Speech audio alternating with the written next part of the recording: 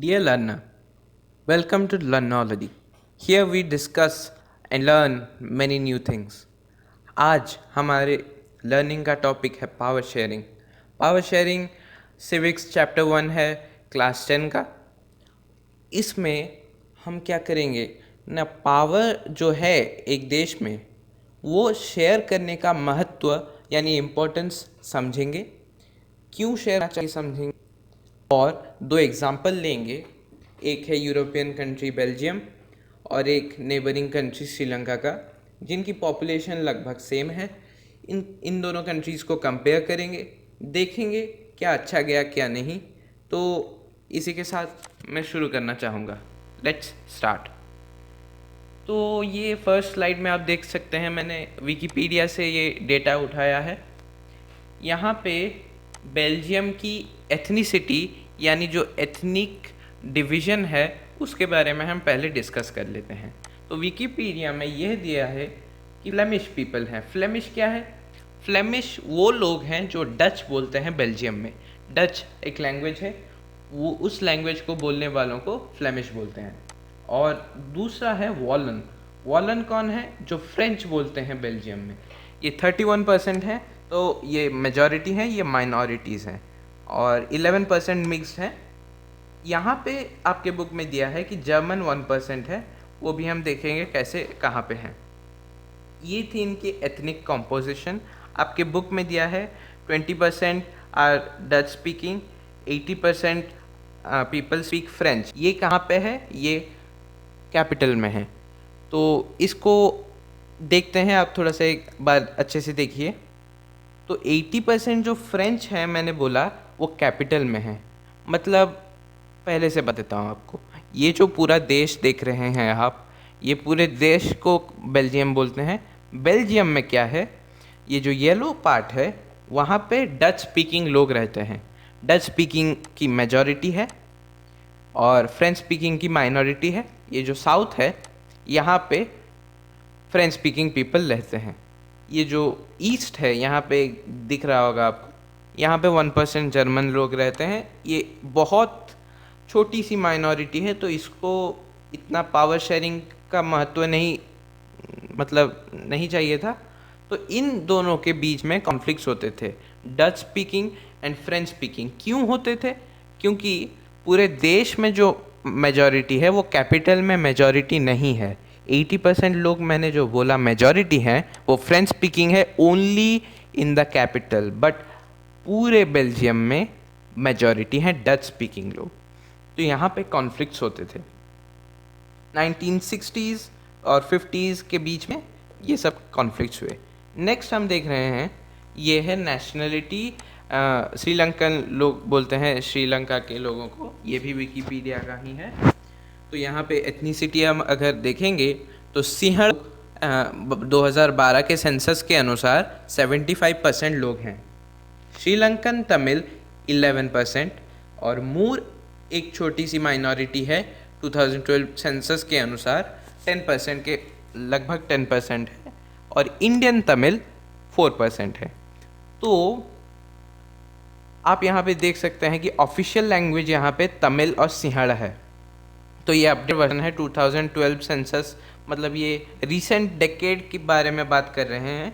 लेकिन मैं आपको फ्लैशबैक में लेना चाहूँगा 1940s एंड 50s में। तो 1948 में क्या हुआ, श्रीलंका आज़ाद हो गया। हमारा 1947 है, श्रीलंका का 1948। श्रीलंका आज़ाद हो गया। उसके बाद क्या हुआ, 1956 में जाइए, 8 इयर्स लेटर 1956 में क्या हुआ, एक एक्ट पास हुआ जो सिंहड़, ये जो सिंहड़ देख रहे हैं ओनली सिंहड़ को ऑफिशियल लैंग्वेज बना दिया। ऑफिशियल लैंग्वेज आपको पता होगा एक बड़ी दर्जे है, लेकिन यहाँ पे आप देख सकते हैं 11% और 4% ऐड कर दें तो लगभग 15.2% हो रहे हैं। 15.2% लोग आपके हैं वो एक लैंग्वेज बोलते हैं, लेकिन वो ऑफिशियल लैंग्वेज नहीं था। मैं 1956 की बात कर रहा हूँ। तो अब ये जो तमिल लोग थे उनको बुरा लगा, एलियनेटेड हो गए, वो भी हम डिस्कस करने वाले हैं। तो यहाँ पे आप देख लीजिए, ये है पूरा श्रीलंका। ये जो ब्राउन रीजन है, यहाँ पे इंडियन तमिल जो 4% हैं वो यहाँ पे वास करते थे। हम जब हिस्ट्री पढ़ेंगे वो यहाँ पे कहाँ कैसे आए वो भी डिस्कस करेंगे। बहुत मज़ेदार स्टोरी है, बने रहिए हमारे साथ। श्रीलंकन तमिल ये नॉर्थ और ईस्टर्न पार्ट में रहते हैं। थोड़े से लोग कोलंबो के पास में यहाँ पे वेस्टर्न पार्ट में रहे हैं। मुस्लिम्स ये जो डॉट डॉट दिख रहे हैं यहाँ पे कम मात्रा में रहते हैं वो लोग। तो यहाँ पे क्या प्रॉब्लम हुआ, ये जो येलोइश पार्ट है यहाँ पे पूरे सिंहड़ रहते थे, और ये दोनों पार्ट में और ये पार्ट है यहाँ पे रहते थे तमिल लोग। तो on the basis of language Tamil और सिंहड़ लोगों के बीच में कॉन्फ्लिक्ट्स होना शुरू हो गए। मेजॉरिटेरियनिज्म मतलब जो मेजॉरिटी है वहाँ पे सिंहड़ वो बुद्धिस्ट थे, फिर भी वो लोग नहीं चाहते थे इन तमिल लोगों को एक साथ रहने के लिए। यहाँ पे बहुत सारे कॉन्फ्लिक्ट्स हुए। अब हम डिस्कस करने वाले हैं मतलब यहाँ पे देखिए 1956 यहाँ पे लिखा है। तो 1980s में तमिल लोगों को एक सेपरेट इंडिपेंडेंट स्टेट, उसको तमिल ईलम बोल रहे थे वो लोग, वो उनको उनकी मांग पूरी हो ऐसा उन्होंने सोचा। उसके बाद ये जो छोटे मोटे कॉन्फ्लिक्ट्स थे वो एक सिविल वॉर मतलब एक देश के अंदर ही वॉर शुरू हो गया। तो यहाँ पे लोग तो बहुत मरे होंगे ऑब्वियसली, और लोग सफ़र हुए, कुछ रेफ्यूजीज़ हो के चले गए, बहुत लोग मरे। तो ये सब हो गया। यहाँ पे मेजॉरिटेरियनिज्म ने श्रीलंका को कहाँ लेके गया आप देख सकते हैं। तो आप अगर कंपेयर बेल्जियम से तो कुछ आपको मिलेगा। जो लैंग्वेज है यहाँ पे डच स्पीकिंग फ्रेंच स्पीकिंग हो रहा था आपने देखा है, और यहाँ पे तमिल और सिंहड़ा लोगों के बीच में कॉन्फ्लिक्ट्स हो रहे थे। लेकिन जो सिंहड़ मेजॉरिटी थी उसने क्या किया ना, उसने चाहा कि हमारे पास ही पावर रहे और ये तमिल लोगों को उनका दर्जा ना मिले, इसीलिए इतने सारे कॉन्फ्लिक्ट्स हुए। तो अभी फ़िलहाल तो मैंने आपको दिखाया, यहाँ पे विकिपीडिया में आप देख रहे हैं कि दोनों लैंग्वेजेस ऑफिशियल हो गए हैं, लेकिन फिर भी बहुत लोग मरे और सिविल वॉर हुआ, जो कि कोई नहीं चाहता।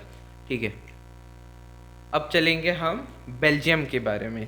बेल्जियम ने कैसे सल्यूशन लाया। तो देखिए 1970 से 93 तक 23 इयर्स हैं। वहाँ पे बेल्जियम ने क्या किया ना, कॉन्स्टिट्यूशन में बहुत अमेंडमेंट्स लाए। Amendments by the way changes in the law of the state है। हमारे देश में भी अमेंडमेंट होते हैं, जब लॉ पुराना हो जाता है उसको चेंज करते हैं, थोड़ा सा चेंज करते हैं, नहीं तो पूरा चेंज कर देते हैं। तो बेल्जियन मॉडल एक आया, वो थोड़ा सा कॉम्प्लेक्स था, फिर भी हम उसके बारे में बात करेंगे। देखिए यहाँ पे नंबर ऑफ डच मिनिस्टर्स और number of French ministers equal होंगे, ऐसा लॉ आया। और स्टेट गवर्नमेंट की पावर और सेंट्रल गवर्नमेंट की पावर समान होगी। स्टेट गवर्नमेंट सबऑर्डिनेट यानी नीच नहीं है सेंट्रल गवर्नमेंट से। सेंट्रल गवर्नमेंट जितना पावरफुल है, स्टेट गवर्नमेंट भी उतना पावरफुल होगा। कैपिटल में नंबर ऑफ डच मिनिस्टर्स और नंबर ऑफ फ्रेंच मिनिस्टर्स भी सेम रहेंगे। आपको याद दिला दूं, फ्रेंच मेजॉरिटी थे ब्रसल्स में मतलब कैपिटल में, और पूरे देश में डच मेजॉरिटी थे। तो ये जो चीज़ें हैं उन्होंने लाई, और एक चीज़ की, एक कम्युनिटी गवर्नमेंट बनाई। कम्युनिटी गवर्नमेंट क्या है ना, जो एक प्रकार के लैंग्वेज बोलते हैं। सपोज़ आप हिंदी हैं, आप हिंदी लोगों खाली एक गवर्नमेंट को वोट देंगे, और बंगाली लोग और एक गवर्नमेंट को वोट देंगे, तेलुगु लोग और एक गवर्नमेंट को वोट देंगे। तो ऐसे एक सिस्टम ला के आए। वैसे इंडिया में ऐसा नहीं होने वाला, लेकिन वहाँ पे ऐसे कॉन्फ्लिक्ट्स होने के कारण ऐसा लाया गया। तो अभी ब्रसल्स के बारे में आपको ये जानना चाहिए कि यूरोपियन अभी ये जो स्टेप्स लिए इतना पीसफुल हो गया है कि यूरोपियन यूनियन भी के बेल्जियम के कैपिटल सिटी में ब्रसल्स में ही बैठा है। तो अब आपके क्वेश्चन आएंगे कि पावर शेयरिंग डिज़ायरेबल क्यों है, क्यों हमें चाहिए। तो आपने देखा कि जो सोशल कॉन्फ्लिक्ट्स हो रहे थे विद पावर शेयरिंग हो रहे थे। अभी अगर हम पावर शेयरिंग जैसे बेल्जियम में पावर शेयर हो गया तो सोशल कॉन्फ्लिक्ट्स रिड्यूस हो जाएंगे। अगर हम पावर शेयरिंग करेंगे, सोशल कॉन्फ्लिक्ट्स रिड्यूस हो जाएंगे। लेकिन अगर हम श्रीलंका के वे को फॉलो करेंगे और पावर को ना शेयर करके खाली हमारे पास पावर हो उनके पास पावर हो, नहीं, ऐसा करने से सोशल कन्फ्लिक्ट्स ज़्यादा आएंगे। तो नेक्स्ट है keeps the unity of nation, obviously, क्योंकि एक देश में खाली मेजॉरिटी नहीं रहता, माइनॉरिटीज़ भी रहते हैं और अलग अलग प्रकार के लोग रहते हैं। तो अगर वो सब मिल जाए तो एक बन के देश आगे बढ़ेगा। Next, true spirit of democracy. कैसे? नाउ डेमोक्रेसी क्या है? It's the people's government. People's का गवर्नमेंट है, मतलब वो जो लोग हैं खाली मेजॉरिटी नहीं है कि खाली माइनॉरिटी तो लोग नहीं हैं, उनको मिला देने से जो है टोटल है। तो उन मतलब यूनिटी जो है, मतलब जितने सारे लोग हैं उनका जो गवर्नमेंट है वो है डेमोक्रेटिक गवर्नमेंट। सब लोगों का मत हम लेते हैं। तो अगर दोनों की बात सुनेंगे, अगर पावर असली में शेयर होगा तभी तो ऐसा हो पाएगा, तभी तो एक डेमोक्रेसी की स्पिरिट जागेगी, एक रियल में एक देश डेमोक्रेटिक बनेगा। तो इसीलिए पावर शेयरिंग ज़रूरी है। नेक्स्ट हमारा फोर्थ पॉइंट है पॉलिटिकल स्टेबिलिटी इज़ मेंटेन। देखिए, अगर एक कम्युनिटी ने हाईजैक कर लिया तो पॉलिटिकल स्टेबिलिटी नहीं रहेगी। अब अगर देखेंगे श्रीलंका में भी पॉलिटिकल स्टेबिलिटी नहीं थी, लेकिन बेल्जियम में स्टेबल हो गया, इतना स्टेबल हो गया कि अब देख रहे हैं यूरोपियन यूनियन का भी पार्लियामेंट है वहाँ पे। तो पॉलिटिकल स्टेबिलिटी भी अच्छी है, ये बात आप नोट कर सकते हैं। तो ये 4 पॉइंट थे पावर शेयरिंग क्यों चाहिए।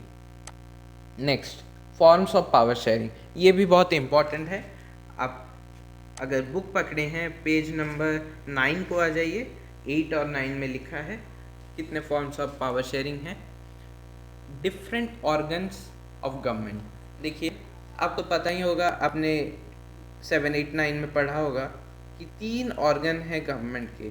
क्या क्या है अब बताइए मेरे को, एक बार पॉज करके वीडियो को समझ लीजिए। अच्छा, ठीक है। तो पहला फॉर्म है लेजिस्लेटिव, और सेकंड है एग्जीक्यूटिव, और थर्ड है जुडिशियरी। आपको तो पता होगा। तो इनके बीच में अगर लेजिस्लेटिव बड़ा हो गया तो वो जुडिशियरी को हाईजैक कर लेगा। कुछ कुछ देशों में ऐसा होता है। एग्जीक्यूटिव बड़ा हो गया तो वो और किसी को हाईजैक कर लेगा। तो ऐसा हाईजैक करने से क्या होगा ना, वो देश अच्छे से नहीं बढ़ पाएगा। तो पावर इन 3 ऑर्गन्स के बीच में शेयर होना ज़रूरी है। और कैसे पावर शेयर हो सकता है? गवर्नमेंट के डिफरेंट लेवल्स में। अच्छा, आप एक स्टेट या फिर यूनियन टेरिटोरी में रहते होंगे, अगर आप इंडियन हैं तो उस स्टेट या यूनियन टेरिटोरी में क्या है ना, 3 लेवल होंगे। मैं स्टेट के बारे में बात कर देता हूँ क्योंकि अब तो डेली सब लोग स्टेट में ही रहते हैं। तो ये जो मेन है वो सेंट्रल गवर्नमेंट है, वो टॉप में आती है हमारे देश में।